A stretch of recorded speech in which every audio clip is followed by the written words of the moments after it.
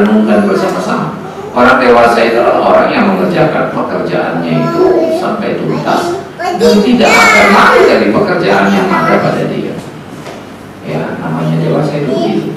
Jadi kalau jam 8 pagi sampai 5 sore kamu kerja, jangan cerita capek, aku malas, lalu jam 5 tidak diselesaikan. Anda pekerja yang tidak dewasa. Dewasa itu adalah pekerja yang nggak perlu dipelototi, dilihat-lihat baru kerja. Kalau nggak dilihat aja udah liar gitu ya, itu kekanak-kanakan.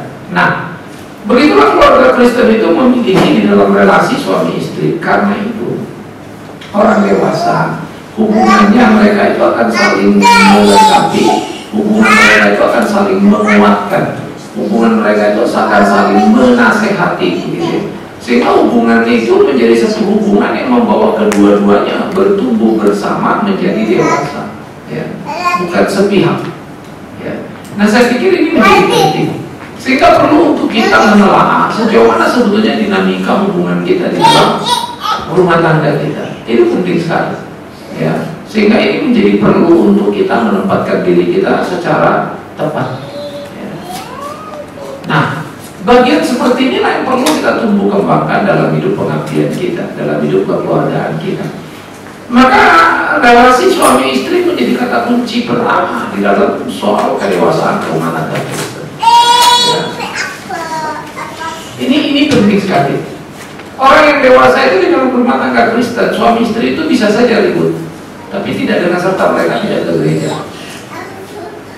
Karena kita mesti ke gereja nih, oke kita ribut, kita pergi ke gereja, tetapi tidak perlu juga bermunafik ria bahwa kita kali ini pergi ke gereja tidak lagi maksimal, karena dengan suasana hati bertempur. Tapi jangan kekanak-kanakan lalu tidak pergi ke gereja. Udah mereka mau ke gereja, begitu ya. Saudara-saudara, sejelek-jeleknya engkau ke gereja dengan pertikaian suami istri, minimum engkau memenuhi panggilan ibadah ritualnya, sekalipun mungkin panggilan spiritualnya tidak terpenuhi. Tetapi itu adalah pelatihan terhadap disiplin bersikap. Ya. Jadi ini yang jadi penting untuk kita tumbuh kembangkan. Ya, di dalam hidup itu perlu kedewasaan. Kalau kekanak-kanakan kita malah repot. Ya, saya pelayanan sangat letih. Ya, terlalu banyak alasan saya untuk melepas banyak hal. Tapi kalau orang mau pergi silakan saja. Selama itu bukan saya. Karena saya merasakan cinta kasih Tuhan dalam hidup saya, lalu apa alasan saya tidak melayani dia? Saya akan dewasa dalam melayani karena saya tidak berurusan dengan orang yang kelihatan. Saya berurusan dengan Tuhan. Ya. Ini yang perlu untuk kita sikapi. Ya. Hari ini saja sebetulnya saya juga kaget-kaget kalau Sabtu berturut-turut saya lagi begitu ya. Saya juga agak shock begitu. Begitu belum. Ini jadwalnya apa banyak sekali. Sampai saya terlupa-lupa ya. Hari ini saya janji ya untuk di persekutuan kita rapat siang. Tetapi ada orang datang dari dokter dari Malang, dia itu yang sering kali ke Kalimantan, ke Mika kita. Saya pikir saya mesti ketemu dia. Ya, ini teman-teman di sini tiap hari bisa ketemu. Sana enggak, sehingga malamnya saya cancel dulu. Sorry, kita pindah dulu. Tapi waktu pindah saya juga mabok juga. Terpaksa mesti cancel lagi nanti malam gitu ya. Kenapa? Karena pokoknya nanti malam ada undangan yang saya mesti ketemu. Akhirnya apa? Besok siang terpaksa tetap pada jadwal saya satu. Pulang gereja, ya saya makan siang sambil rapat gitu. Jadi semua udah tet gitu. Tapi saya jadinya pontang-panting. Ya pagi tadi mesti beresin ini, itu namanya anak mau nikah kan. Siang ketemu orang, langsung sore kesini, pulang ke rumah sebentar, mandi, berangkat. Tapi saya tidak mau kekanak-kanakan lalu, saya nggak mau, kan saya nggak tahu, kan saya kan nggak bisa begitu. Ya, nah oleh karena itu mengerjakan segala sesuatu itu penting sekali. Sehingga nanti malam ini berarti yang sudah ketiga agenda saya, keempat tinggal sisa nanti malam selesai. Ya. Artinya 4 agenda itu pada akhirnya terselesaikan juga. Ya. Tetapi besok juga agendanya nunggu cukup banyak juga begitu. Yang mesti diselesaikan, yang mesti dibereskan. Nah di dalam bagian dinamika seperti itu kita mesti melakoni segala apa yang kita mesti kerjakan.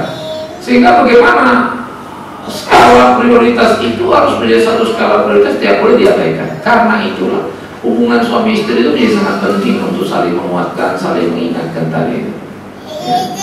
Tetapi kalau satu ada pelayanan terus ngambek ya, lalu pasangannya juga ikut yang ngambek dua-dua jadinya begitu ya. Yang rugi siapa? Kita sebetulnya. Ya, orang dewasa itu tidak akan mau merugikan diri. Orang dewasa akan berlaku menguntungkan diri. Menguntungkan diri itu bukan berarti kamu ngakalin orang supaya untung, tapi membuat diri kamu beruntung. Artinya apalagi bersikaplah yang baik, orang akan menghargai kamu. Dengan orang menghargai kamu, kamu kan beruntung.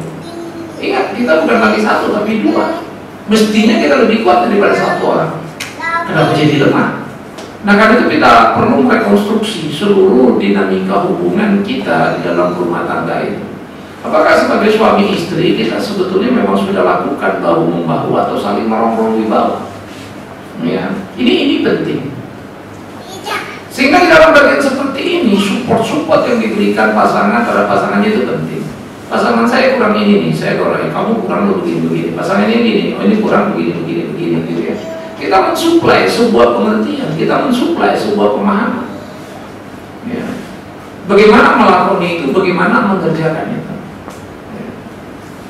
Nah, ini yang menjadi penting di dalam pergumulan pelayanan yang kita kerjakan itu. Nah, disinilah kita sebetulnya belajar untuk menjadi dewasa, sehingga kita tidak meributkan apa yang kita nggak suka, tapi menyelesaikan apa yang tidak beres. Nah, itu orang dewasa. Kalau kekanak-kanakan meributkan apa yang dia nggak suka, tapi tidak pernah menyelesaikan persoalan yang semestinya. Nah, itu kanak-kanak. Ya, karena itu sebetulnya rekod kita itu bisa dihitung. Kamu udah dewasa apa kanak-kanak? Ya. Nah, lagi-lagi saya bilang tadi, pernikahan membuat kita sebetulnya mendapat suplai energi tambahan. Itu suami mengingatkan istri, istri mengingatkan suami. Ya. Nah, ini menjadi perlu, saudara. Ini menjadi penting sekali. Ya. Saya suami istri kita sering berdiskusi untuk banyak hal. Kadang-kadang kita juga berdebat untuk banyak hal. Tapi mana prioriti tetap jalan. Ya. Kadang-kadang saya kalau ngomong sama istri saya, ini bisa juga kita dapat pulang. Apa taruh tenaga habis-habisan begitu ya. Oh, ini nggak beres, itu nggak beres, begini sih. Saya cuma bilang, jangan kamu mengharap orang kerja seperti kamu kerja.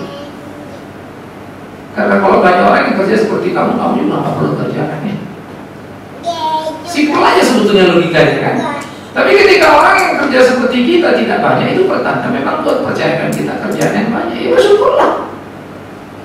Sehingga perspektif dewasa itu penting. Ya.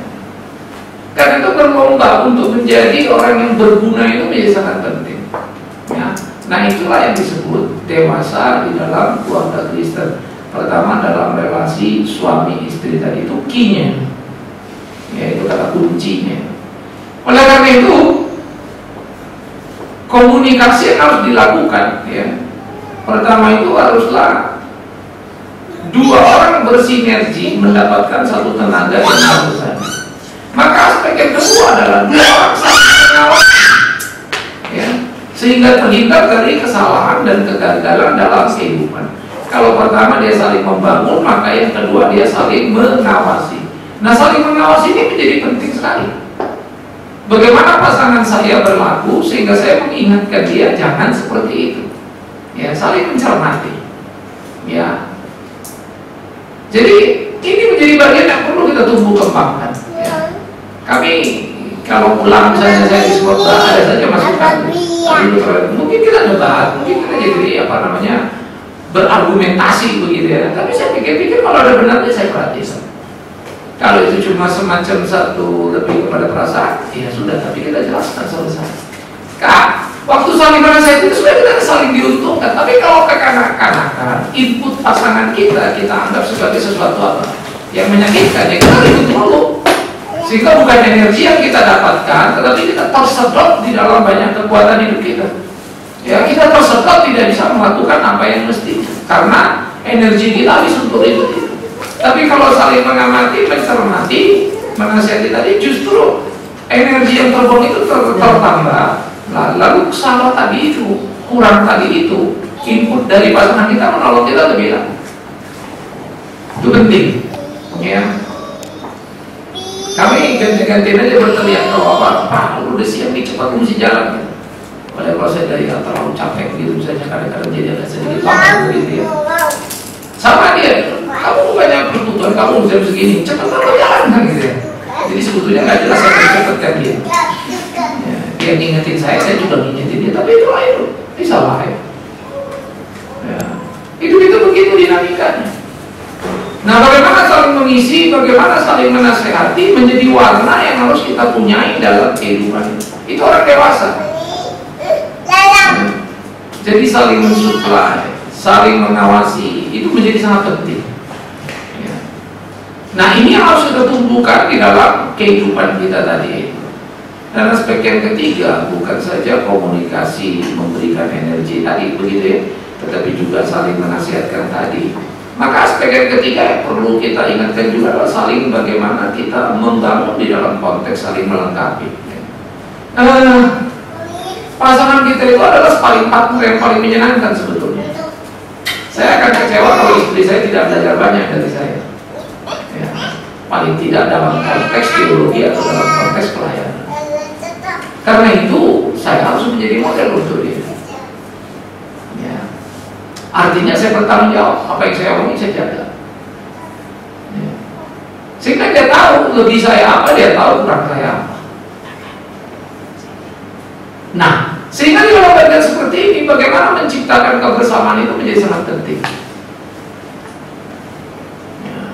Kalau kita di rumah istri saya tanya gini, oke ini. Terus ini gimana ya nanti? Itu bukunya Anda baca. Coba buat kesimpulan, salah besok ngomong. Kalau orang tak pernah belajar, anak-anak saya juga sama. Karena di sekolah Kristen itu kan, aku ada tugas kopek, soal ini gimana?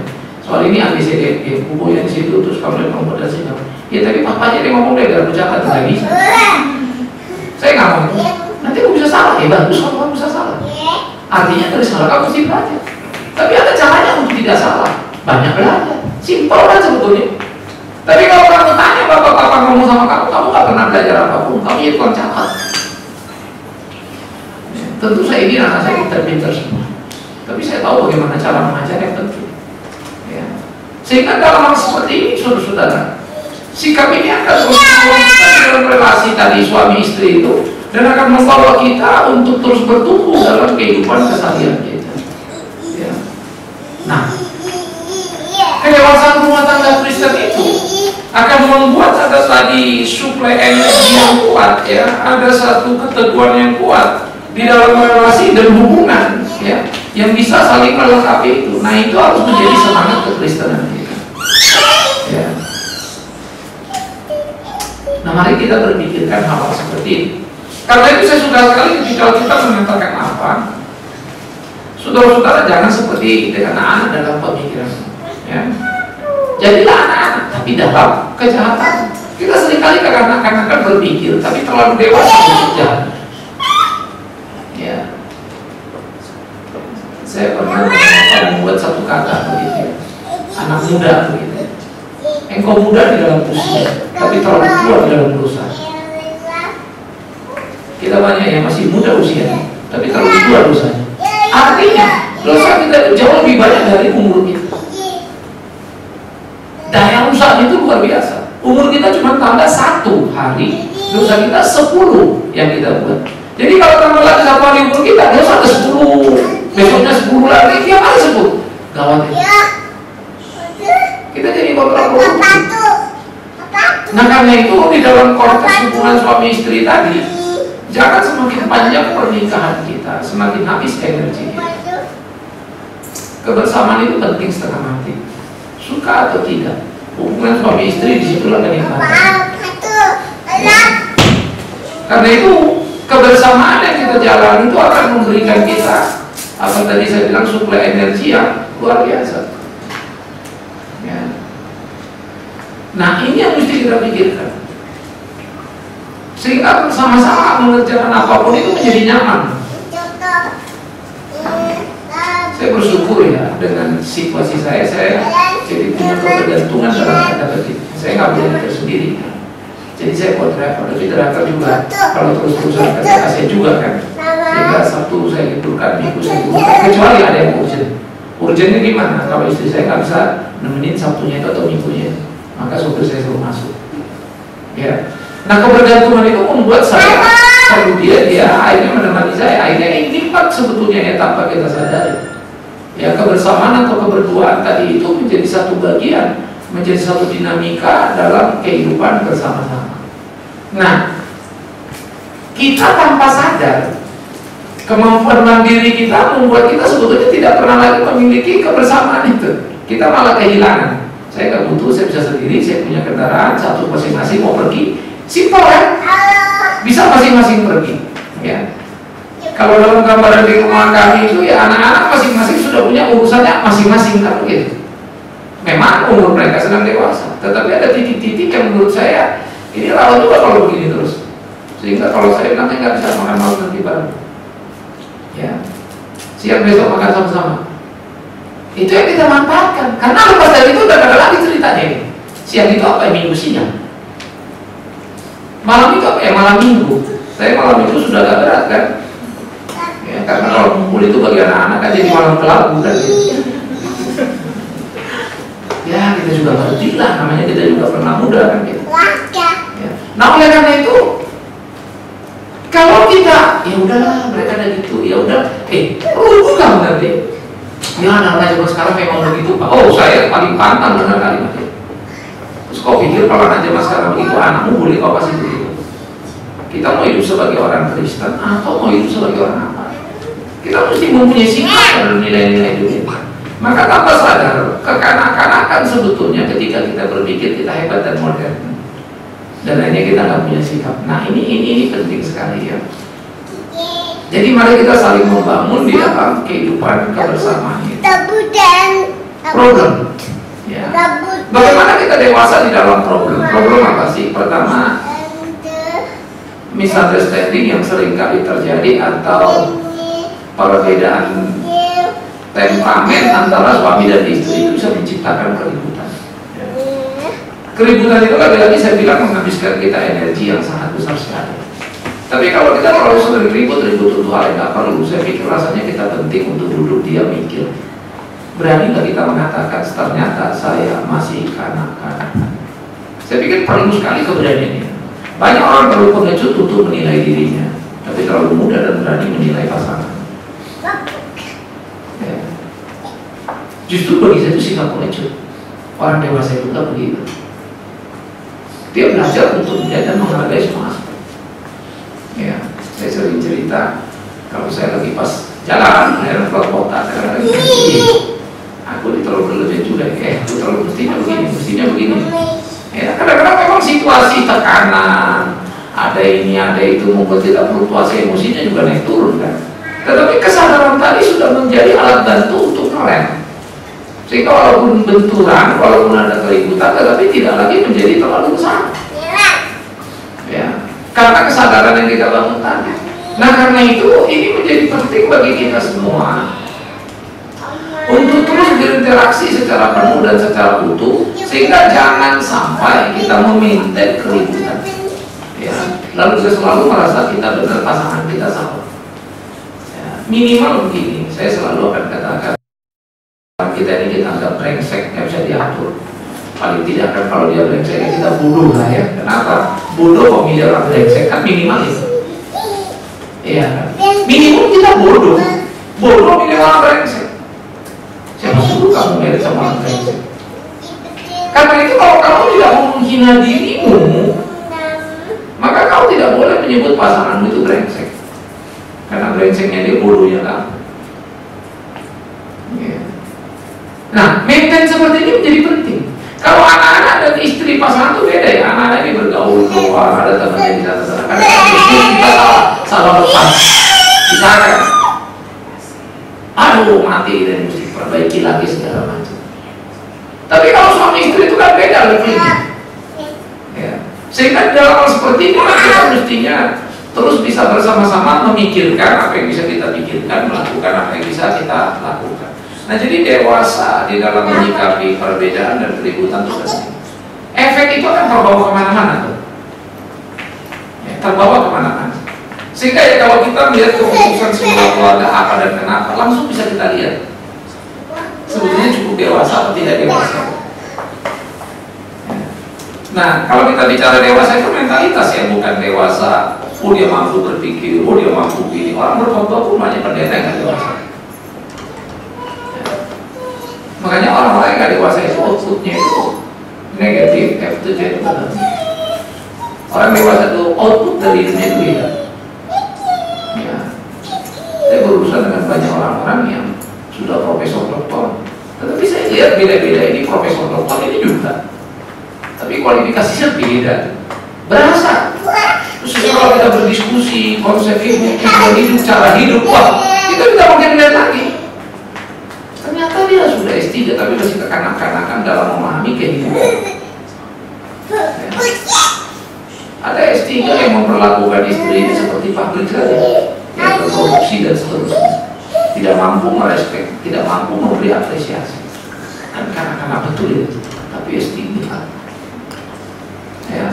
Karena itu jangan pernah kita terlalu bangga dengan apa yang menempel pada kita. Ya, harta kita bisa jadi warisan. Ya. Gelar kita kan bukan berarti kalau kita dokter dari Harvard berarti dan itu kan enggak kan. Bisa dari manapun. Ya, gelar itu bisa berarti dan bisa tidak ada arti. Saya sudah bukan satu kali di listing baik sebagai dokter untuk honoris causa, ya. Dokter untuk itu, lalu saya pernah juga masukin one of 10 ya, the best leader. Ya. Di Lawson Hotel itu waktu itu mau diteguhkan. Saya baca-baca, kenapa saya tanya ini? Yuk kasih ini ya, kenapa saya mau dimasukin itu urusannya apa? Emang saya dianggap apa? Oh, kita melihat dari segi media, kita bisa bermakan reformator dan. Kalau itu yang ngomong, saya masih gak puas sama tablet itu. Saya masih gak puas melihat anak-anak tua saya ini kerja. Tapi saya sendiri pun tidak bisa menginvestasi waktu terlalu banyak. Jadi saya juga susah menuntut yang ideal. Kalau saya sendiri tidak bisa ideal. Idealnya, saya tuh tiap hari, idealnya saya dapat mereka. Idealnya, saya pagi sampai sore untuk pasti itu lebih berkali-kali gitu. Ya, sehingga saya memang harus lihat priority. Nah, priority memang saya jatuhkan bukan ke Fahma tapi ke Mika. 14 tahun Mika bergerak, kita sudah audit. Ya, sistem sudah rapi semua, ADP-nya sudah rapi. 14 tahun itu gila ya, cepat setengah mati sebagai yayasan. Mana yayasan tua di Indonesia ini? Belum tentu audit. Kalau yang audit itu biasanya perusahaan yang dari luar negeri, buka cabang di sini, lalu mereka jalankan. Tapi itu butuh waktu panjang, ya. Jadi kita juga bersyukur kepada Tuhan. Karena itu waktu saya ditawar, saya nggak mau terima. Saya mau belajar jadi orang dewasa. Malu tuh. Dia bilang saya bagus, saya tahu kok bagus itu apa. Kalau urusan itu saya nggak mau. Karena saya sendiri nggak puas, masa orang saya suruh puas. Yang benar aja. Saya merasa orang baik karena orang bilang baik lalu saya iya. Ya. Jadi beberapa tahun lampau itu saya sudah top. Lalu ada satu lembaga lagi, ya, satu terus bilang, Pak Bima, nanti saya promokan ya, saya kan promotor di situ, tapi Bapak masuk dokter. Cuma saya kan dokter di situ, amin ajaib, saya juga nggak mau. Enggak lah, ngapain? Ya, institusi lo kelewatan, semua mau didoktorkan. Ya, saya nggak mau. Mendingan kita kerjakan apa yang harus kita kerjakan. Dalam diskusi kami tadi menarik ya, saya sendiri punya moto memang mirip, jadi kita waktu ngomong agak nyambung. Terus kita ngobrol-ngobrol, iya Pak, saya selalu ikutin anak istri saya itu di rumah, waduh, kalau TV itu Pak Bing yang dicari, kita ngobrol-ngobrol. Jadi kalau pulang kerja udah tahu soal madrasah itu jam segini, Pak Bing nanti jadi di mobil kita dengerin. Terus saya ngomong sama dia, lalu dia bilang sama dia begini, bagi saya Pak, ya, kalau saya lagi memberikan pembinaan, memang dia doktor dari Universitas Negeri Malang untuk bidang education, pendidikan. Jadi dia putar Indonesia itu banyak setengah hati maupun yang sekolah-sekolah Kristen. Saya tidak terlalu pusing dengan buku yang saya baca dan saya rasa tidak terlalu perlu. Tapi saya perlu tahu apa yang sebetulnya dibutuhkan tiap orang dalam hidup. Kalau sampai saya nggak tahu, saya baca buku baru tahu dari saya, aneh juga. Artinya yang saya ajarkan bukan hidup saya, bukan milik saya. Saya bilang negeri Pak, saya tidak pernah bercita-cita menjadi pembaca buku yang baik. Saya bercita-cita jadi buku yang baik. Nah, bahasa kami ada sedikit berbeda, tetapi semangat itu. Saya nggak mau jadi pembaca buku yang baik, itu bukan main. Tapi jadi buku yang baik, gimana orang bisa lihat, gimana orang bisa baca. Nah, saya akan tertarik. Semua kita mesti berkelahi, semua kita mesti bertarung. Maka hidup kita itu makin indah. Hidup kita itu makin indah. Ya. Kemarin ini ada satu orang bimbing saya, sudah jam 12 memang saya belum tidur. Ya Pak, terlambat amat kirim waktu itu anak-anak kita lomba apa namanya itu.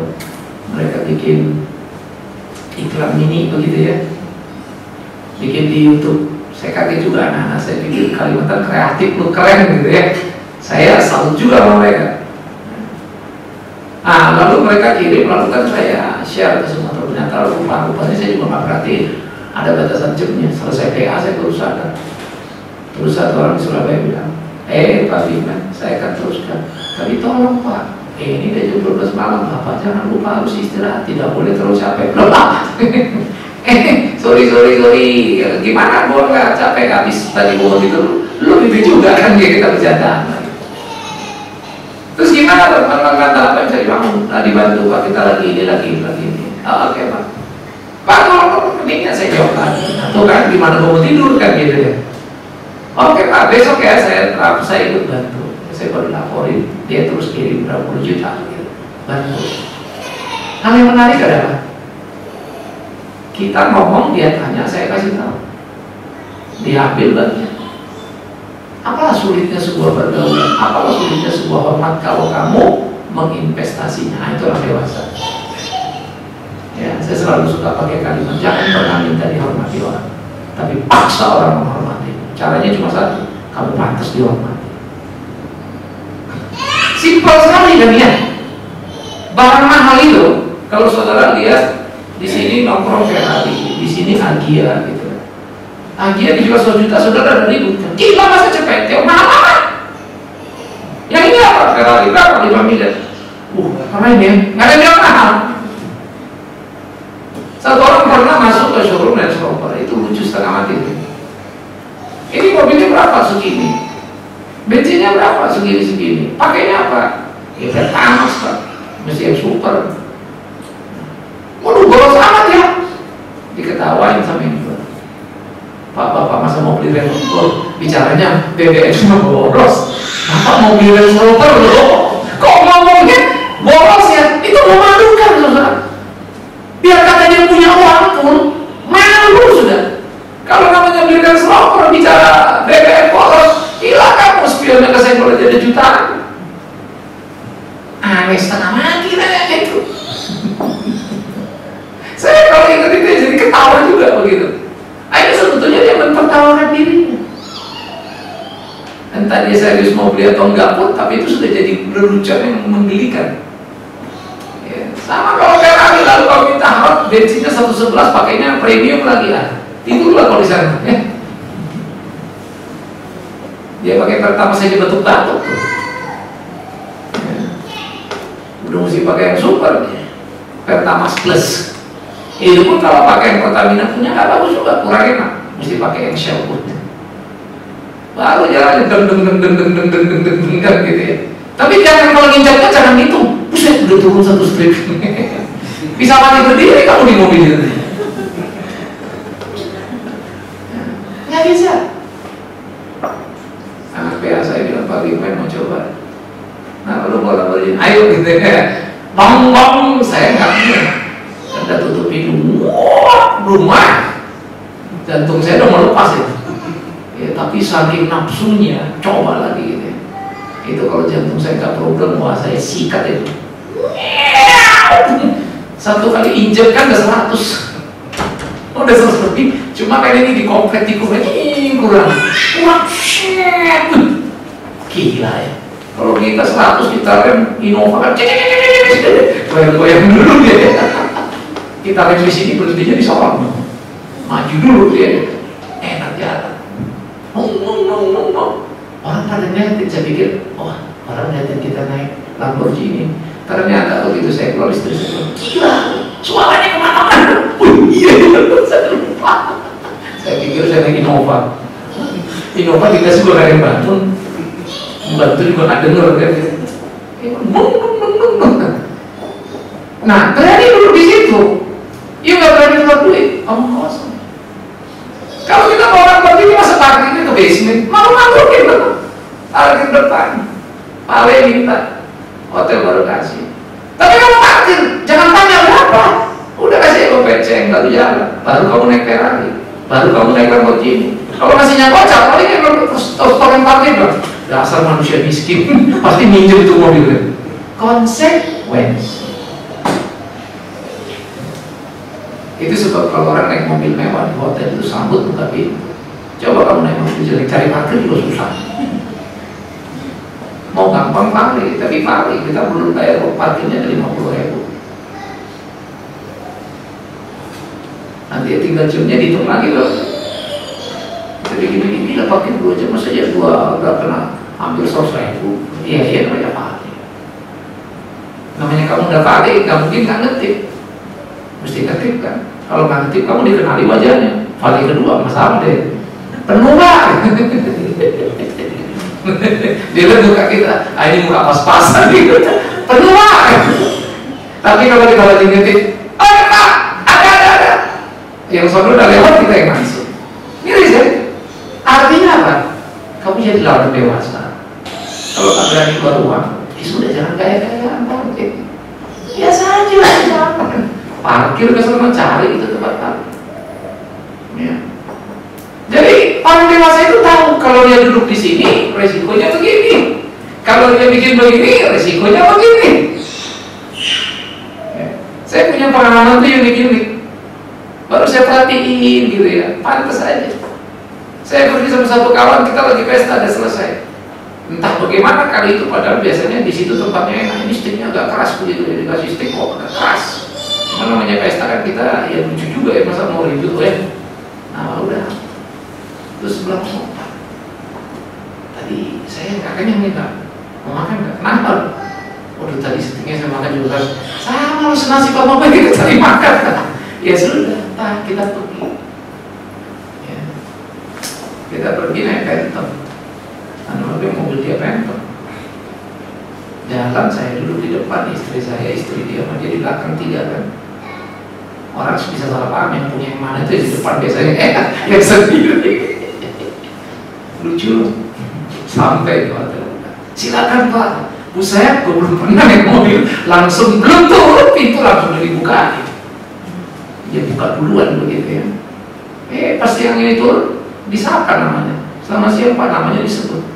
Saya tanya, terus saya lihat dia kan nanti gila. Lu pergi kemana? Enggak dikenal. Akhirnya apa? Semua tukang jaga front office itu ya Pak, front door itu kenal. Kenapa? Karena tipan. Teman-teman saya 300, 400 mentip cuma buka pintu. Usai gue juga mau, dia juga pakai. Kalau saya suruh bayar segitu, bengeng. Dan kata pendeta saya juga gak akan boros-boros kemarin uang segitu. Ya, nah oleh karena itu banyak sekali orang tidak dewasa, petantang. Dia tampil lebih dari capacity. Hanya besok-besok habis itu dari dulu habis ini nggak punya ini kan. Lu mikir tuh. Saya kalau ketemu orang tertentu, khususnya orang-orang zaman dulu ya itu saya bingung-bingung. Ya mungkin manusia yang duitnya itu kalau dibarisi dari sini sampai Surabaya kali kalau orang cepeceng lewat kali. Nah kalau orang triliunan dikasih cepeceng diatur sambung-sambung Surabaya juga lewat. Dia naik S-Class sebenarnya sudah lumayan ya. Tapi ngambilnya aja 300 tadi. Anak yang pusat mobilnya 1:5 bapak-bapaknya. Bapaknya pakai 1 ya dia pakai itu harganya 5 kali lipat. Anak, wah, orang yang mencari makan dengan keringatnya tahu menghargai rezeki. Kalau cuma pakai, dia kadang nanti itu perjuangan. Kedewasaan itu gak bisa dibohongin. Maka itu bersentuhan dengan hidup kita sehari-hari, pengalaman kita. Ya. Karena itu penting sekali saling mengingatkan, penting sekali saling menemukan. Sehingga dalam kehidupan kekristenan kita itu ya rumah tangga Kristen kita itu menjadi satu apa ya, teamwork yang menyenangkan. Minimum suami istri kali. Ya. Ini penting, melatih orang untuk dewasa. Nah itu penting sekali dalam kehidupan kita sehingga semua orang belajar berbulan dengan waktu itu. Saya paling malu kalau melihat ada orang biasa-biasa saja, tetapi dedikasinya bagus. Itu rasanya, gila ya. Dia kata pendeta begitu. Mestinya kita pendeta apa? Lebih lagi, mestinya. Tapi kok enggak ya? Saya kagum sama orang yang begitu. Ya. Saya belajar banyak dari ibu-ibu yang sederhana sekali, tetapi luar biasa sekali. Ngomong kagak pinter, tapi dedikasinya mengagumkan. Ini yang perlu kita tumbuh kembangkan. Ya ini harus kita jaga dalam hidup kita, supaya kedewasaan tadi itu harus kita imbangi, makin dewasa di dalam pemikiran, tapi makin kanak-kanak di dalam kejahatan. Selama ini kalau dewasa dalam kejahatan itu cuma artinya kamu masih kanak-kanak, simpel ya. Itu saja. Ya, karena orang yang dewasa di dalam keimanannya, dia tak akan mau bercemplung ke dalam dosa, dia akan berkelahi untuk itu. Ya. Nah, oleh karena itulah saudara, orang yang dewasa juga di dalam pemikirannya, dia tidak akan membuat keputusan yang menciptakan blunder. Ya, dia akan tahu bagaimana bertanggung jawab dan menjalankan apa yang menjadi tugas-tugasnya. Dia tahu apa yang harus dilakukan, dia akan lakukan karena harus dilakukan. Kalau itu tim lalu hilang satu, dia nggak akan kecewa. Anak-anak saya seringkali misalnya kan tugas ya, toto yang sore ada saja rupanya teman-teman kita ini yang saya nanya sudah 11 menit gitu, jam 3 baru kasih tahu, jam 5 ntar nggak bisa main. Ya. Tugas suka berumur kan, mau jalan bareng saya cuma jawab nggak ada hebatnya kalau kau pergi. Emang kamu pikir kamu lebih hebat dari Papa juga yang lebih hebat, tapi pantang untuk berada dalam. Kalau kau mau kerjakan, kau pelayanan Tuhan. Orang lain nggak kerjakan, itu urusan sama Tuhan, bukan sama mereka. Ya. Papa nggak mau lagi lihat kamu tidak. Saya kalau mana saya gitu tegas. Udah dia ngomong-ngomong, saya marahin lagi. Ya. Tetapi hari ini kan, Pak, aku mesti dulu ini tugas. Udah nggak pernah lagi saya dengar dia ngedumel-ngedumel kalau udah ganti. Pak, aku nggak pulang lagi ya, aku langsung kata tugas ini. Ya udah. Tapi paling tidak buat saya ada satu nilai yang dia sudah bisa ngatur. Orang lain boleh, silakan, itu urusan orang lain. Kita enggak. Itu orang dewasa. Jadi kan, oh dia gitu, gue mau segini loh. Kamu kok anak-anak apa sih? Ya, kita kan sendiri anak-anakannya. Nah, oleh karena itu biar ini kita tumbuh kembangkan dalam hidup kita, supaya hidup kita itu makin hari makin dewasa terus. Sehingga rumah tangga kita itu jadi rumah tangga yang menyenangkan. Ya. Hidup orang dewasa itu luar biasa ya, karena tidak tergantung mungkin apa yang dia punya, makan di mana. Tapi kedewasaan itu sendiri menjadi benih yang luar biasa, ya, yang menolong kita untuk menikmati kehidupan itu dengan maksimal. Oke, saya stop sampai di sini supaya ada waktu kita sedikit untuk berdiskusi. Silakan. Kalau ada yang mau tanya, mari kita bertanya. Jadi nanti hubungan suami istri akan mengakibatkan hubungan ketahuannya. Fokus kita memang sedang bicara suami istri dalam konteks relasi dengan diri. Mari.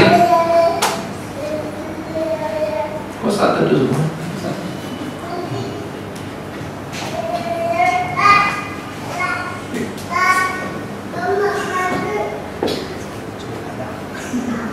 Jadi nggak berani nanya, di istrinya nggak ikut soalnya.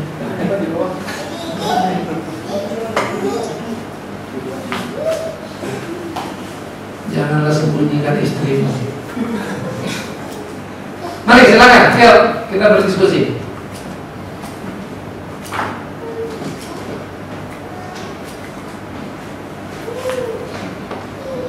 Ini banyak hal ya aspek ya, karena hubungan suami istri kita itu juga mempengaruhi kepada keluarga kita secara keseluruhan, hubungan sama anak, itu pasti. Ya, ini penting sekali. Mungkin kalau kita melihat bahwa rumah tangga Kristen orang yang dari awalnya sudah punya keluarga yang baik, kemudian mereka melayani, kemudian juga anak-anaknya itu melayani. Tapi betapa banyak orang yang atau keluarga yang basicnya mungkin dia keluarga Kristen tetapi banyak yang broken home gitu ya, dengan perceraian, dengan konflik di dalam rumah tangga, sehingga itu menjadi contoh buat anak-anaknya. Nah, bagaimana mereka juga bisa misalnya seperti anaknya bisa melihat bagaimana dia bisa bertumbuh menjadi dewasa di dalam kehidupan Kristennya dia, sementara proyek yang ada di dalam rumah tangganya itu tidak bisa menjadi contoh yang baik. Yosia adalah raja yang bapaknya itu Amnon itu penyembah berhala. Yosia menjadi raja umur 8 tahun. Bapaknya penyembah berhala yang dimurkai oleh Tuhan. Sampai dalam silsilah raja-raja itu di dalam hati satu namanya itu nggak masuk. Ya, beberapa nama-nama penyembah berhala itu yang dianggap dimurkai itu namanya nggak dicantumkan. Tapi Yosia menjadi raja yang takut akan Tuhan. Why? Bapaknya kan nggak takut Tuhan, Pak. Yes. Tetapi ada imam-imam yang setia kepada Tuhan yang tidak ikut-ikutan menyembah berhala. Mati-matian mereka menjaga Yosia, terus mengingatkan supaya Yosia itu benar. Bagaimana di gereja? Saya kira banyak kita mungkin baik majelis orang tua kita sudah menikah ini lupa kita itu sedang dipantau oleh anak-anak remaja. Bagaimana perilaku kita? Gimana hari-hari kita? Itu sholat mereka itu ya, mereka itu lebih kritis kalau kita. Maka karena anak-anak remaja akhirnya gampang. Saya marahin anak remaja gampang. Kalau saya sudah dekat. Kalau dia respon, kalau enggak, kita bilang anak ini nakal, waduh. Saya nggak percaya itu. Saya punya sekolah minggu dulu bandel-bandel semua. Tapi pada akhirnya kalau saya harus jujur berpikir ketika saya dekat mereka dulu makan ngobrol. Ya, nggak bakal sebandel yang kita bayangkan. Minimum kalau kita ngomong dia dengar ya, bapak emaknya dia lawan. Ya. Nah karena itu, bagaimana anak-anak seperti ini ditolong, sebetulnya gereja itu suka lupa. Karena sebuah keluarga itu, papa mama itu kan di rumah namanya sebuah keluarga. Masuk gereja itu keluarga. Ya. Nah problemnya, orang tua di rumah ini udah cerai lah, apa nggak jadi model lah. Sampai ke gereja juga orang tua itu kelakuannya kayak anak-anak semua. Namanya dia orang tua, namanya dia tua, namanya dia majelis, namanya dia pendeta. Tapi kelakuan orang sama aja, kan gitu. Mereka itu udah antipati. Karena itu pada anak-anak ya. Jangan asal, apalagi kalau kita pergi lalu mau mengajar mereka, lalu kita mau buka ruang diskusi sama anak remaja. Kalau kamu nggak bisa jawab, memalukan. Aduh habis. Mereka itu anggap. Tapi kalau kita bisa jawab semuanya, kekampungan mereka tinggi. Ini anak remaja saya kalau hati saya suruh mau perang melawan orang pun bisa. Karena mereka pengidolan itu tinggi. Maka walaupun bapak emaknya brengsek di rumah sana, tapi ada idola di gereja yang dia lihat sebagai ganti papa, ganti mama. Ketolong gimana? Nah itu sebetulnya tugas gereja. Tapi kita seringkali lupa ya, tugas kita itu adalah rutinitas. Habis ini, habis ini, begitu aja tuh mulai. Jadi kita do nothing gitu. Sayang sebetulnya. Ya. Nah jadi memang yang apa yang dikatakan tidak banyak. Itu bukan satu sih. Di tiap gereja. Hanya saja ada yang kita tahu, ada yang kita nggak tahu. Saya kalau ngajar sekolah minggu, satu anak nggak masuk, kemarin nggak masuk, hari minggu betul-betul datang mukanya uyu gitu ya. Itu pulang sekolah minggu udah selesai saya panggil. Saya ada giliran namanya pembicaraan pribadi. Ya, jadi satu-satu anak saya gilir tiap minggu. Tapi kadang-kadang saya balik ketika melihat anak ini agak urgent, gilirannya saya pikir dulu anak itu saya panggil. Dan bukan satu kali saya dengar. Kenapa sih kamu begini? Papa mama saya kemarin sudah ke pengadilan. Ada apa? Macam. Terus kamu gimana? Tahu? Saya suruh tinggal sama nenek. Kayaknya kan atap yang begitu indah ada debu plas gitu kan. Bapaknya nggak mau tahu, emaknya gitu juga. Hanya neneknya minta untuk ngurus itu. Tapi bagaimanapun buat seorang anak, orang pakai papa lu di mana? Udah main lagi loh. Kita yang lihat nggak tahu, tapi sebetulnya nusuk banget. Ya. Walaupun dia jauh pergi, tapi itu sakit loh. Saya ngerti artinya broken home. Tetapi kadang-kala kita itu tidak pernah hadir. Itu sebab kita bicara Kristen, Yesus itu turun dari surga untuk ngurusin kita yang baru berhubung semua gitu. Diberesin namanya. Tapi kita ini adalah orang-orang yang selalu mau naik ke atas ke mercusuar, duduk di singgasana. Gak ada kita yang mau turun untuk tolong mereka. Beda semangat kita dengan Tuhan Yesus. Ya. Mestinya semangat kita itu turun ke bawah, berdiskusi ke bawah. Itu penting untuk untuk kita lakukan. Sehingga dengan demikian apa yang bisa kita kerjakan itu menjadi bagian yang perlu, yang penting, dan akhirnya bisa menjadi sesuatu yang berguna untuk kemudian Tuhan. Jadi ini teman-teman penting untuk pikirkan, penting untuk renungkan bahwa apapun, bagaimanapun, ya, gereja sebetulnya kalau mau jujur lebih berperan besar ketimbang rumah tangga itu sendiri. Rumah tangga ini kan banyak domba yang hilang ini kan, lari sana sini. Gereja ini mesti itu sebab saya bilang saya enggak cita-cita jadi gereja besar, tapi betul-betul itu jadi gereja besar. Saya enggak pusing berapa banyak orang mau pelayanan, tapi saya pusing kalau yang pelayanan tidak sungguh-sungguh. Kalau sisa dua yang pelayanan sungguh-sungguh cukup dua, sekalipun mudah-mudahan 20. Saya juga nggak pusing. Apalah sulitnya bagi Tuhan nambahin jumlah kita ini. Apalah sulitnya bagi Tuhan ngasih kita gedung sana gedung. Urusan kecil. Tapi urusan pertama-tama adalah kita bagaimana hidup. Nah oleh karena itu anak-anak yang belum penuh itu kasus numpuk kasus itu banyak sekali. Jadi ini memang jadi problem juga yang perlu untuk kita pikirkan sama-sama bagaimana menolong mereka di kesulitan yang ada, supaya kita bisa bantu mereka menyelesaikan persoalan-persoalan mereka. Ya. Tetapi seperti yang saya bilang tadi, too much. Sehingga kalau kita masuk sebetulnya, belum makin ke dalam, belum makin nangis. Pengalaman saya ngajar sekolah minggu itu, saya sampai bingung waktu itu. Ini saya yang pendeta atau pendeta saya?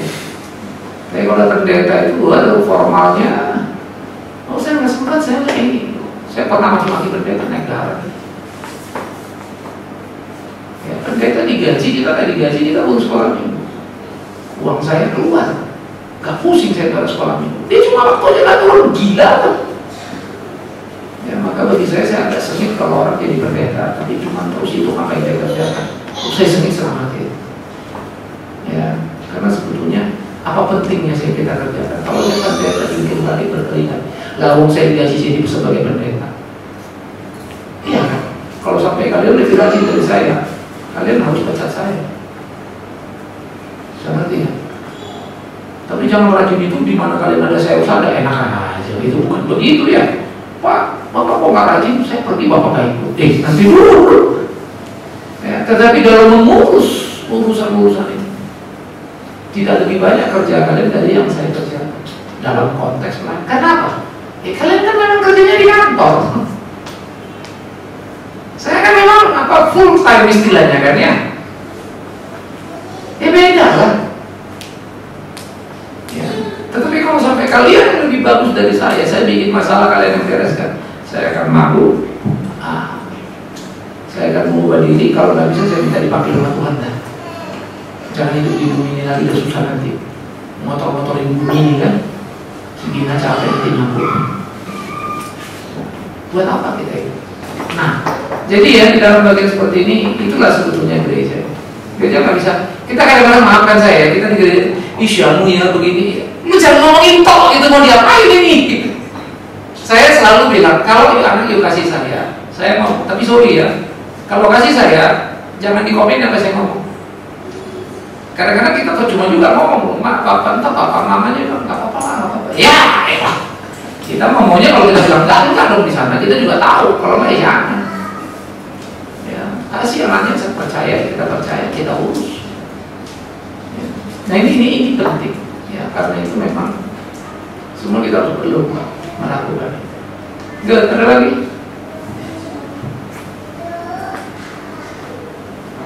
Yuk. Saya sendiri belum menikah Pak, tapi saya teringat kebetulan saya punya kawan, dia udah menikah, dia ceritakan sama saya. Saya sekarang ceritakan nanti ya mungkin apa yang kami bilang ya saya sampaikan sama dia. Oh gitu. Hebat juga ya. Nah, jadi Pak, ini kawan saya ini sama dengan saya Pak pekerjaannya, dia geologis.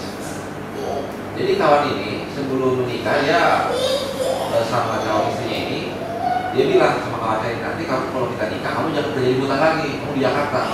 Kamu jangan apa? Jangan kerja di hutan, Pak, kan Oh. geologis. Dia, Suaminya. kawan saya ini. Kau pernah di hutan makanya nggak kawin. Iya Pak. Oke. Nah, jadi ya aja.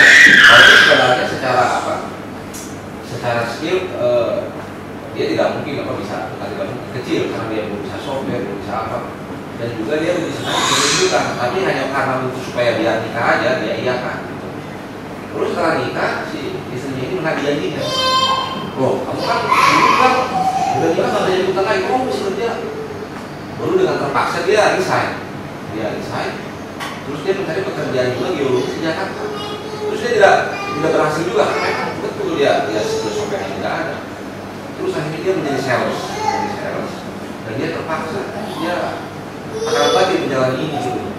Terus akhirnya dia keluar juga dan dia bilang sama istrinya, saya mau kembali mencari pekerjaan geologis juga, tapi istrinya ini kan nggak mau gitu Pak, dan cenderung dominan. Terus dia bilang sama saya, kalau saya paksakan ini saya berkeras, wah ini bisa konflik lebih lanjut. Tapi saya sebagai laki-laki apa pekerjaan saya yang saya ngerti itu menjadi geologis di hutan. Nah ini gimana gitu Pak?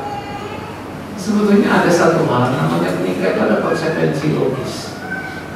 Tidak bisa seorang perempuan bilang kamu harus di kota, tergantung bidang kerjanya apa. Betul sekali. Kalau Elmi mau gimana lagi?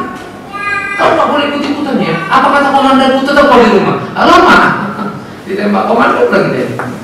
Artinya kalau ini mau merit sama militer udah tahu resiko. 6 bulan di sini, 3 bulan lagi sana tinggal 2 tahun di Padang, balik lagi atau dilempar ke Kalimantan sana, itu kan militer. Nah karena itu sebetulnya saya bilang tadi, ini kalau sudah kusut begini memang jadi susah. Ya itu sebetulnya bimbingan pranikah itu penting. Ya untuk melihat berbagai kemungkinan. Ya, yang kedua, kita kan nggak bisa mundur, kita kan mau maju ke depan. Maka saya pikir dua-dua ini perlu konseling untuk melihat realita yang ada apa.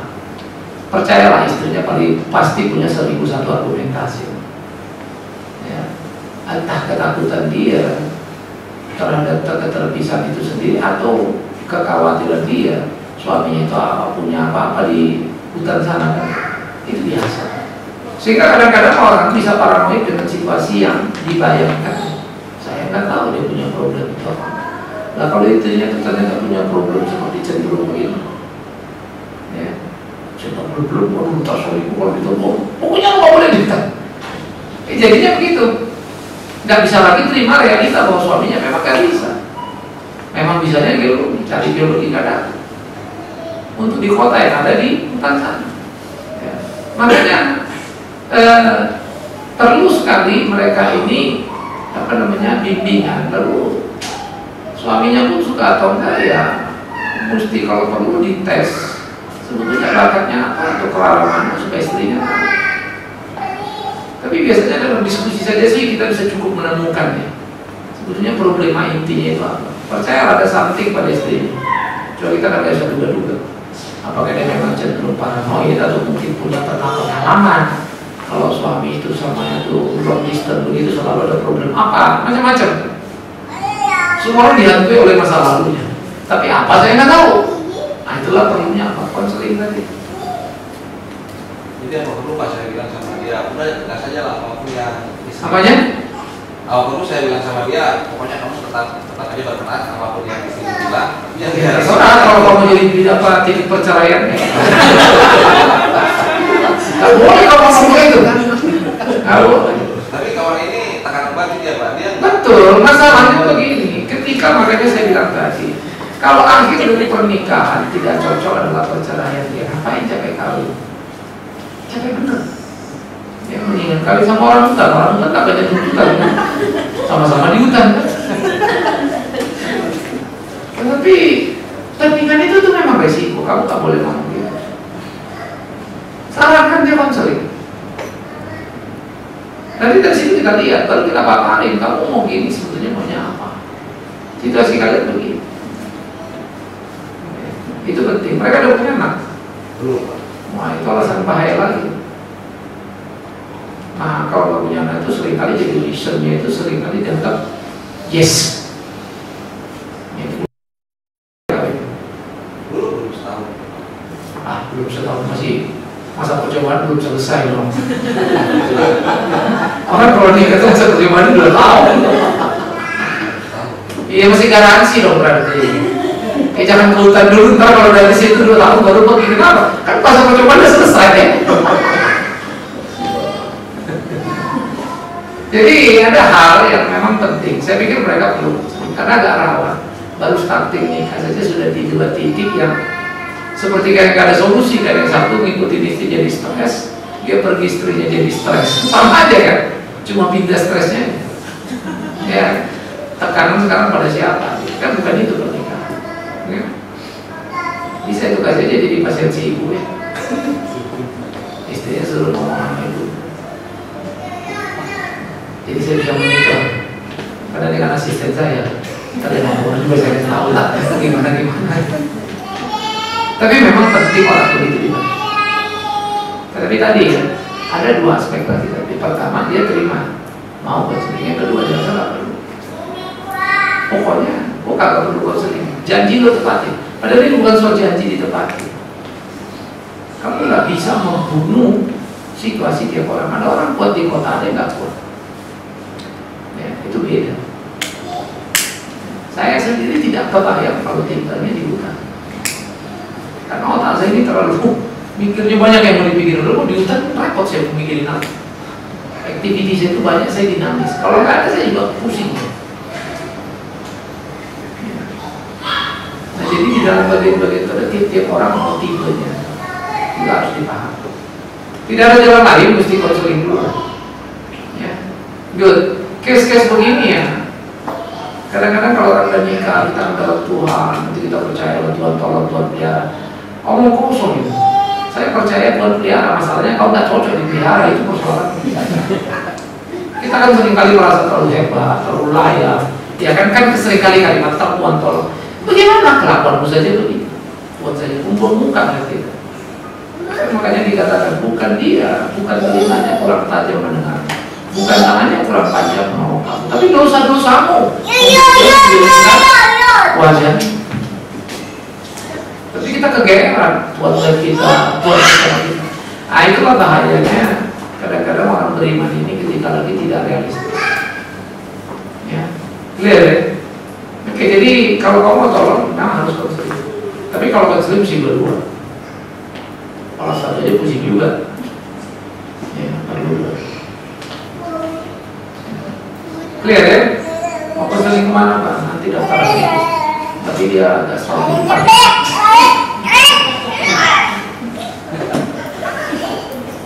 Ini kan tahun depan udah setahun, jangan takut. Nih makanya.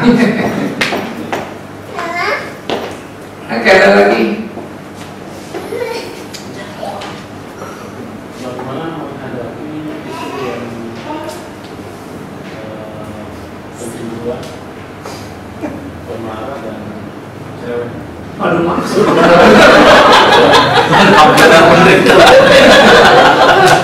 Satu aja kau bikin udah pusing aku 3 bulan lagi training. Orang kalau ada cemburu pemarah udah resmi lah. Apa juga dede terus itu. Jadi udah pemarah cerewet pula ayo. Ya, tetapi ada satu hal sebetulnya begini. Tiap orang itu punya klasifikasi itu. Ada alasan-alasannya. Ada memang orang besar di keluarga, apa-apa curiga, apa-apa cemburu gitu. Ada jauh sebetulnya. Nah, kalau saya dapat suami yang agak pendiam, agak aman. Kalau support mati, pasti ribet terus. Ya. Kalau suaminya kerja accounting, tenang dia, karena urusannya angka kan. Kalau marketing, mati dia, karena ketemu banyak orang. Itu dilema juga kan. Jadi jenis kerjaan, situasinya apa itu kan. Itu sebabnya nggak sulit, nggak gampang. Makanya ya kalau ketemu istri yang pencemburu itu repot. Jadi gimana menguranginya? Pertama, Saya nggak tahu istrinya lebih dewasa apa enggak dari suaminya. Tapi kalau suami lebih dewasa, ya udah, lu udah tahu bini lu cemburu, pelan-pelan ngomong. Ya hindari kemungkinan ya cemburunya itu meledak. Tapi kalau kelewat cemburu memang susah juga. Ya. Lihatlah betapa susahnya ada satu orang pria pencemburu, cemburu sama istrinya cantik. Celakanya istrinya kerja, suaminya itu sudah nggak bisa terlalu produktif gitu untuk bekerja. Jadi istrinya kerja, dia curiga tuh sama istrinya. Begitu istrinya pulang, wah lu dari mana? Wah sudah mau rokok. Oh malu hidupnya marah deh. Kalian namanya orang nekes pulang, bagaimana nggak mau rokok? Lu ada sama siapa tadi mobil istrinya? Nggak boleh, bes ya kalau mau rokok lah. Ayo udah besok istrinya pulang lagi, jalan, usahakan untuk tidak bau rokok, pulang naik taksi. Ribut lagi loh, tuh parfum rokok beda baunya katanya. Padahal istri memang baru beli parfum kan di tester deh. Oh itu suaminya katanya beda parfumnya. Lu sekarang kemarin lu laki-laki tukang rokok, sekarang lu laki-laki yang genit katanya kan. Waduh, pusing istri. Ya udah satu kali dia kan hati-hati dia beli parfum, hati-hati lagi ini dia pulang. Ya, dia pulang, rambut ada di bajunya, muak rambut panjang, rambutnya dia sebetulnya. Cuma dasar suami cemburu, gila lo ya, lu sekarang sama anak udah gondrong lo ya katanya. Mana lagi istrinya sampai stres. Hanya hati-hati di pulang, jangan ke toko parfum tester lagi, jangan bau rokok lagi. Tiap sampai rumah dia bersih-bersihin semua taman, masuk. Suaminya lihat lagi, nggak ada bau rokok, nggak ada bau parfum. Lihat lagi nggak ada rambut jatuh. Wah suaminya teriak lagi, gila lo, laki-laki cuma gundul juga mau ya. Ada kalau udah laki-laki ya, ataupun perempuan pencemburu, 1001 kreasi. Nah, pencemburu itu ada cemburu yang normal. Semua orang punya perasaannya. Tapi ketika itu tidak bisa dikontrol, itu jadi kengerian yang luar biasa. Nah, maka aspek yang kedua, hindari apa yang dia curigai. Dan kedua, kita mesti membuktikan bahwa kita layak dipercaya. Tetapi itu panjang banget, perlu waktu bertahun-tahun. Panjang kan?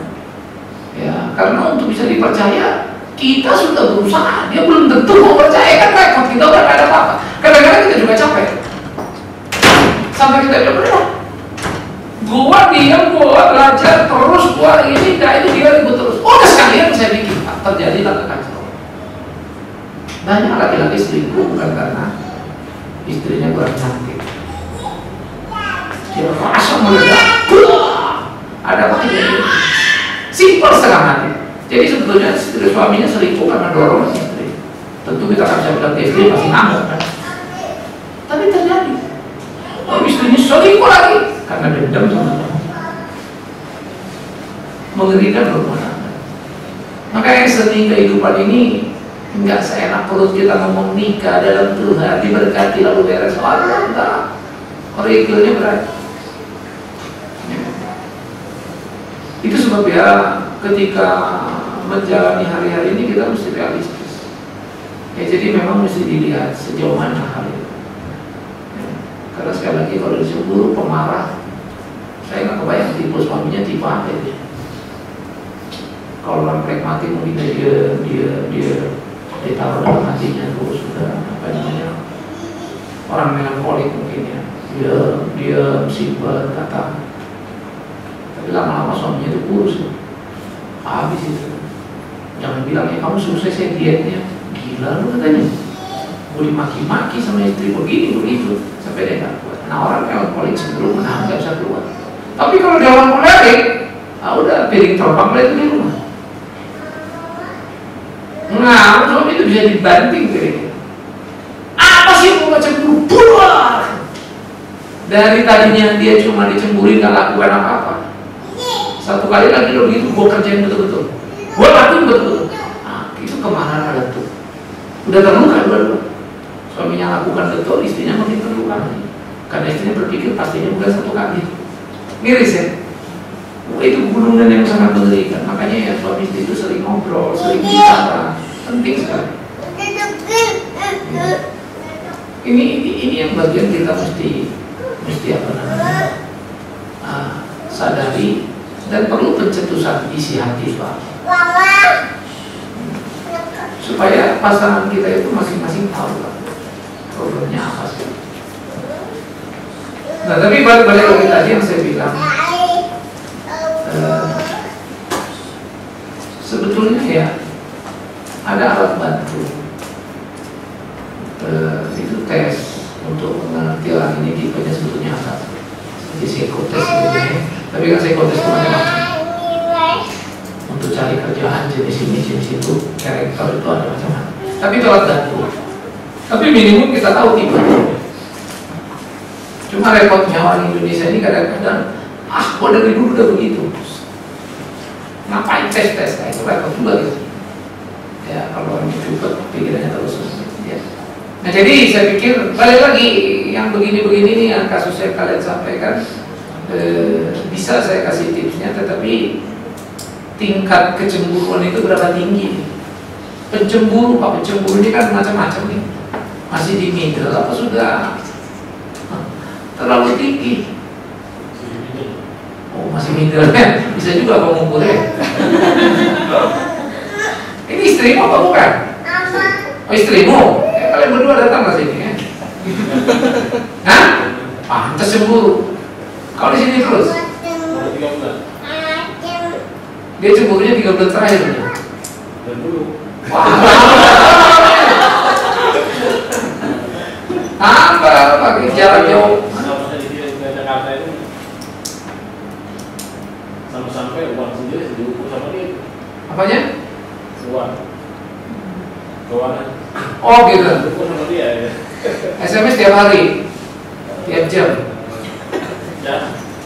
Hah? Ya. Pokoknya dicemburu urusan uang aja kali ya. Masanya dia tipe, lagi ada orang yang kadang-kadang sampai stres gitu. Jam segini nanya, kamu di mana? Wah saya kalau gitu istri saya tahu, saya paling marah kalau dia.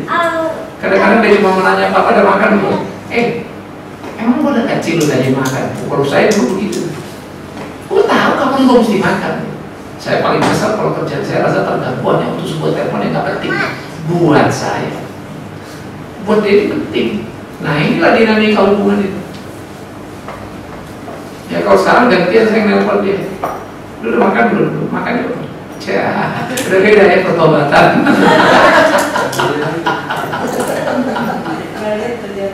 Gitu. Memang gitu, entah dulu tunggu dulu 15 menit lagi. Tetapi memang ya, saya pikir kamu perlu berkomunikasi pelan-pelan. Ya, saya kalau ngomong harus jujur bilang ya, pasti istri kamu itu punya masa lalu yang jelek urusan itu. Entah papanya, entah apanya. Kamu sendiri mertua bagaimana? Kamu rasa betul nggak begitu? Nggak terlalu tahu. Itu pasti semua ya, kita ini datang dari satu tempat punya latar belakang. Itulah sebetulnya orang bertuhan itu ya, suami istri itu saelek-eleknya ketika ke gereja sama-sama belajar. Lambat mungkin gitu, tapi ada nilai. Ya cuma lambat gitu ya, tapi ada perubahan. Ketika orang sebetulnya diperlukan cuma kejujuran. Dengar firman tahu benar belum tentu besok langsung benar ya. Tapi basic proses itu jalan. Nah, jadi kalian ke gereja nggak di Kalimantan? Bareng-bareng terus. Nah pulang ngobrol mesti begitu dilakukan juga terus begitu. Kalian ngobrol kan apa yang kalian nggak suka itu, jangan seger-seger. Kita ngobrol di tempat itu pun kalau salah-salah nggak nyampe di pikiran karena aku kita Oh sudah.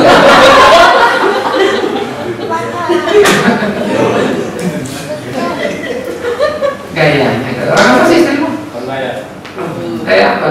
Gaya Kalimantan sana namanya gaya siang. Kayangan, siang. Gini, saya juga nggak perlu semua tahu. Tapi ya tipikal itu juga macam-macam. Gaya itu pun kadang-kadang ada gaya tertentu yang paling gampang untuk meninggalin rumah kalau nggak suka tinggal. Saya kemarin punya di sekolah kita itu satu ibu tinggalin anaknya yang masih SMP, satu sudah berkuliah di tempat kita, tinggal di rumah ngilang gitu aja, gila kita gitu. Ya. Nah, tetapi tadi lagi tentu tidak semua jadi begitu kan. Karena itu background keluarga, kalau kita dulu lagi, oh ternyata keluarganya memang begitu. Nah itu yang saya pikir penting juga untuk diskusi. Nah kalau mesti bisa tahu lah ketuamu kayak apa. Kita ini kan mestinya berusaha lebih baik. Dulu keluarga kayak apa. Nah terus kalau dia ngomong, kadang-kadang ada orang kita ngomong A ke B, pusing juga kita kan ya. Kita ngomong B jadinya C. Kenapa? Karena emosinya udah jalan dulu daripada otaknya. Kalau udah gak suka aja ngomong apapun kita udah benar gitu. Padahal kita benar dong. Nah itulah dinamika hubungan suami istri. Makanya dia menjinakkan singa jauh lebih mudah daripada menjinakkan istri. Istri itu lebih ngeri dari singa. Untung saya juga jadi pawang. Kalau udah saya jadi pawang. Dikunci gitu dan datang. Udah masuk. Ada yang gitu. Tapi dia tetap masak. Ya makanya ada plus minus yang kamu mesti lihat. Maka tim itu kamu mesti belajar. Maybe keluarganya punya kebiasaan begitu. Ini kadang-kadang yang kita ngerekam tanpa sadar. Kita tahu itu nggak baik tapi dilakukan juga. Karena itu udah jadi subconsciousnya dia. Ya. Nah, tetapi makanya saya bilang waktu-waktu ruang itu kan kita bisa bicara. Kalau kamu cemburu terus, kamu ribut terus, kita capek juga. Kamu capek, saya juga capek. Jangan salahkan dia toh gitu. Masuk aja bersama-sama. Kamu, saya juga capek. Terus gimana jalan hidup itu mestinya berikan input-input yang memberi posisi dan ruang kita. Ya, memang seperti saya bilang, saya ngomong betul ya. Menjinakkan singa lebih mudah daripada menjinakkan istri. Karena memang istri nggak pernah bisa jinak. Ya, maka kamu mesti suplai cinta terus. Cinta itu melembutkan dia. Bisa ular itu mematikan kan? Sekali batok kan? Bisa istri belum mati udah mati gitu. Tapi sekarang biasa Pak, kalau kita ngomongin begitu, pas saya tidak jadi malah, udah kamu nggak usah ngomong kayak pendeta aja kamu. Nggak, makanya saya bilang tadi bisa, karena itu bergantung lagi latar belakang keluarga. Jadi kadang-kadang yang pentingnya kita cerita itu untuk tahu sebetulnya. Makanya tanyain pasangan gimana dulu, bagaimana keluarga, gimana. Itu penting. Kadang-kadang dia perlu ditolong sebetulnya. Kita udah jengkel kan, tapi sebetulnya dia ini korban dari satu nilai hidup yang sebetulnya dia perlu ditolong. Itulah mirisnya hidup di pernikahan. Ya. Jadi sering-sering berkomunikasi, tetap saja say I love you gitu. Saya kalau jarak jauh paling romantis. Yang gitu. Tapi udah diantar sampai terlambat melayang sudah. Kagak ada lagi yang. Kok lu telat? Lucu juga, tapi itulah hidup. Ya. Nah, mumpung kamu jauh jangan sampai kamu stop. Jalankan terus komunikasi itu ya. Terus supaya paling tidak dia belajar untuk melihat sesuatu yang kamu kerjakan. Ya. Clear ya? Oke, yang terakhir. Singkat Ya. Mungkin kita perlu juga kita semua gitu ya mengenai ada banyak pasangan yang sudah melayani Tuhan dalam waktu melayani di gereja, kemudian suka salah, menurut saya sih salah kaprah. Misalnya dia sudah mau ada jadwal pelayanan, kemudian dia mengalami konflik di dalam rumah tangganya, ribut kan, terus kemudian dia bilang, waduh maaf saya nggak melayani hari ini karena saya sedang ribut sama ini, saya nggak sejahtera, nggak boleh. Apakah betul seperti itu Pak? Minta saja supaya kita bisa memberikan masukan kepada teman-teman. Ketika Paulus bicara sama Timotius, layanilah Tuhan, siap atau tidak siap, baik atau tidak baik, waktu memuaskan. Pertama itu tentu persiapan teknis kita. Karena itu kita memang dituntut untuk selalu siap sedia. Tapi yang kedua, seberapa pentingnya dirimu berbanding pelayanan itu sendiri. Kalau mau bicara siap, siapa kita yang siap melayani Tuhan yang harus ngomong. Karena itu dalam kesedihanmu, dalam kemarahanmu, berdoalah dan jalankan terus. Habis itu kau berdoa minta ampun sama Tuhan ini. seharusnya yang kulakukan ini tidak perlu marah dan sebagainya. Karena apa? Keributan yang sudah terjadi satu poin negatif. Lalu kamu tambah lagi yang kedua, kamu tidak jalankan tugas tanggung jawab yang bikin orang berantakan. Itu lebih jahat lagi. Kenapa lu yang ribut jadi orang lain yang korban? Tapi saya nggak tahu, tanggunglah 2 kali lipat. Ini nggak kesel, tapi terpaksa menahan emosi itu waktu menjalankan tugas, jalankan baik-baik. Dan sering kali, kalau memang orang itu jujur di dalam kegagalan itu, lalu dia main sungguh, malah banyak orang dapat penghiburan sesuatu. Tuhan, terima kasih. Dia lebih promis. Jadi ya, itu menurut saya cuma alasan yang terlalu berlebihan. Tapi jangan juga jadi muka tebel. Udah ngaco pelayanan aja terus gitu kan. Nah, itu muka tebel ya saya. Mestinya kamu sadar diri, aku orang yang suka kamu masih naik ya. Orang lihat enak gitu. Nah itu beda lagi. Nah ini adalah satu situasi di mana kamu kalau abaikan berantakan semua. Jangan kan itu. Tapi jangan samakan dengan kamu sudah kacau balau masih dia mau di depan terus. Stop dong.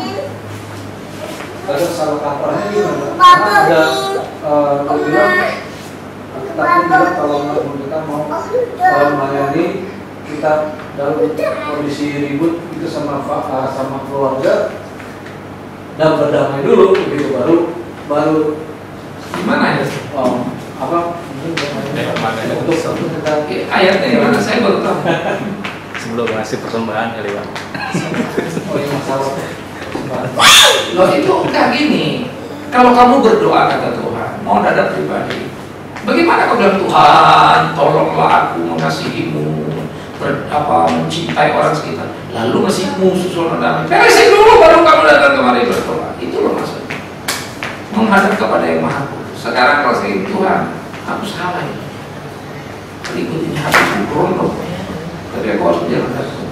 Kalian pikir saya satu kaki mau naik mimbar terus marah-marah dulu belakang di bawah sana. Loh ini kok belum naik darah ya? Saya melihat tipenya perfeksionis. Nah orang perfeksionis kayak saya ini rawan. Mesti mau kali, tahu-tahu kan? Udah mau naik nih. Lu mana ini yang mana nih? Gak ada. Ya, apalagi kalau kadang-kadang si Agus suka lalai. Waduh, saya keganggu. Itu kan namanya kita kalau lagi konser. Gila, pecah ya. Ngumpulinnya perbuat itu juga, tapi ganggu emosi saya. Dan jangan kalian pikir saya nggak suka kesel. Di mimbar pun saya suka kesel. Ketika sesi orang ngomong, itu saya mau bentak, saya mau suruh dia. Kalau masih dulu saya suruh dia. Jadi gereja kadang-kadang sungkan kita tuh udah ditunggu lah gitu ya. Aduh ini urusannya jadi panjang cerita. Urusan yang tak perlu diurus. Mahasiswa bisa ditunggu. Kamu stop ya. Keluar kamu bicara. Saya ketularan tatom kan. Oh saya gituin. Mahasiswa kayak gitu. Kaget saya teriak. Dan akhirnya orang datang ke Pak minta maaf. Nggak apa-apa saya. Cuma lain kali kalau kalian sendiri bisa menghargai ibadah ini, ya bagaimana orang muslim suruh menghargai dia? Pantaslah kalau mereka lempar ke gereja ini. Oh kita di gereja juga kerasa kusuk nggak karu-karu. Nah karena itu di dalam bagian-bagian seperti ini harus hati-hati. Jangan memutarbalikkan ya kebenaran itu. Ingat ya, saya ribut, tapi saya harus jalankan tugas. Saya doa mati-matian pada Tuhan. Dan naik darah ini, ampun ya. Tetapi kalau kamu hidup dalam ketidakbenaran, hidup yang terus-menerus, lu pelayanan juga, lu orang gila. Fitnah sama fitnah, tapi naik terus itu lebih gila lagi. Jangan salah paham terjemahannya. Kalau eksiden itu lain. Tapi kalau kamu tipikal orang yang ini kagak, itu kagak, persiapan kagak, maunya naik aja, nggak bisa begitu. Nah, moral kita itu makanya moral obligation namanya, tanggung jawab moral kita itu harus ada. Harus kita ukurlah sejauh mana kita, karena jangan lupa kalau kita jujur, Tuhan juga akan tolong kita. Siapa sih di antara kita ini yang tidak berdosa? Lemparlah perempuan itu kan itu berbeda. Jadi kalau cari di antara kita yang tidak berdosa baru naik ke mimbar, mimbarnya kosong. Nunggu aja Tuhan Yesus yang khotbah di atas terus. Mana ada kita bisa naik? Oleh karena itu, bagian-bagian ini harus kita pahami. Tetapi orang yang masih hidup dan berkajang dalam dosa, jangan pakai reason ini untuk kemudian melayani saya enaknya. Itu juga nggak bisa, karena itu belajar juga mengukur diri. Saya setuju. Perlu di rumah tangga saya belum bisa urus, tolong yang ke depan. Saya jangan dulu. Bagus. Ya. Tetapi kadang-kadang antara zaman dulu ke depan itu dengan rasa malu kita yang mau kita sembunyikan juga beda-beda tipis saja. Nah ini memang kita tergantung urusan pribadi masing-masing. Apa yang ada di dalam benakmu ya kamu tanggung jawabkan gitu. Tapi paling tidak secara organisasi ya sudah kita clear. Nah inilah bagian-bagian yang tidak mudah di dalam bergereja. Maka kalau kita kupas, kalau nggak dewasa di gereja itu kita berani dari bentuk capek. Ya saya selalu harap misalnya kalian saja ya, harap ngerti yang namanya dimensi right itu, badannya itu udah rontok gitu. Ya. Orangnya berpikir cepat, cenderung berpot, jangan kerja badan dulu. Kemarin saja mau apa baptisan, saya marah-marah di BP coba. Mau naik baptisan mana ini? Ya. Nelson nggak tahu, Roy nggak tahu, naik apa saya buat gembala di sini gua apain? Jadi domba aja dan saya potong kan begitu ya. Nah ini saya langsung naik dalam, gila lu mau naik mau baptisan nih, mana dia kan gitu. Awalnya saya terganggu. Ya, asal kalian tahu saja kalau Tuhan marah pada saya akan bilang bukan aku Tuhan, kau tahu yang mana yang salah kan gitu. Saya lempar ke dalam nomor aja. Ya. Nah titik-titik begitu sebetulnya kan nggak akan terjadi kalau semua mau mikir pada apa yang bertanggung jawab. Siapa itu nggak tanggung jawabnya? Checkpoint kan gampang ya. Checklist itu kerjaan. Ya itu simpel, orang bisa nggak masuk bisa sakit bisa 1001 mungkin nggak jadi masalah itu. Tapi kalau saya nggak masuk bukan gaji tugas nggak selesai. Ya. Saya itu di rumah pagi time bangun mau pergi ke mana pun, kulit saya mesti ini siapa yang saya urus saya kan. Jangan lupa tugas yang ini, jangan lupa tugas yang itu. Ya. Ya. Saya cenderung bawel untuk bicara tugas. Ya. Karena saya mau semua settle rapi. Nah oleh karena itu yang kita bilang apa? Idealis gitu ya, hatinya bagus, wah gitu kan ya, suasananya bagus, baru dia doa, mimpi apa kita mau cari itu nanti kalau mau diundang khotbah di surga, itu kalau diundang, ya khotbah di surga, apa sih tenang itu semua sudah, damai sejahtera. Tapi kalau di bumi ini kita maka seringkali musuh yang paling berat adalah siapa? Kita.